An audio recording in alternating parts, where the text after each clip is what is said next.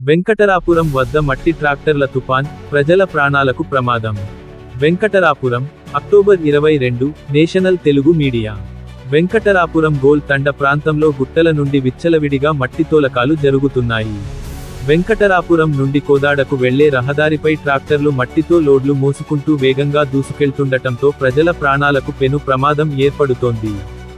స్థానికులు చెబుతున్న వివరాల ప్రకారం, ఈ మట్టి ట్రిప్పులు తరలించే ట్రాక్టర్ డ్రైవర్లు అధిక వేగంతో డ్రైవ్ చేస్తూ ప్రజల భద్రతను పూర్తిగా నిర్లక్ష్యం చేస్తున్నారు. మార్గమధ్యంలో ప్రయాణించే బైక్ రైడర్లు, ఆటో డ్రైవర్లు ప్రాణాల మీద కబళం పడినట్లు భయంతో ట్రాక్టర్ వెళ్లే వరకు రోడ్డు పక్కకు వాహనాలు ఆపి నిలబడుతున్నారు.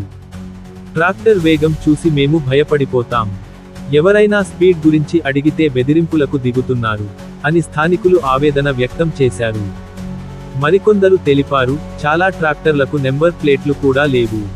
అధికారులు మాత్రం చూడనట్లే ఉన్నారు.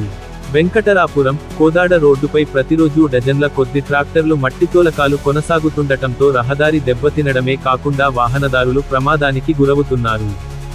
ప్రజలు అధికారులను కోరుతున్నారు, మట్టి త్రోలకాలకు సరైన అనుమతులు ఉన్నాయా లేదా పరిశీలించాలి. ట్రాక్టర్ల వేగాన్ని నియంత్రించేందుకు చర్యలు తీసుకోవాలి. నెంబర్ ప్లేట్ లేని వాహనాలను సీజ్ చేయాలి. మట్టి రవాణా మార్గాలను నియంత్రించేందుకు ప్రత్యేక చర్యలు చేపట్టాలి. స్థానిక ప్రజలు అధికారులు తక్షణం స్పందించి ఈ సమస్యకు శాశ్వత పరిష్కారం చూపాలని కోరుతున్నారు.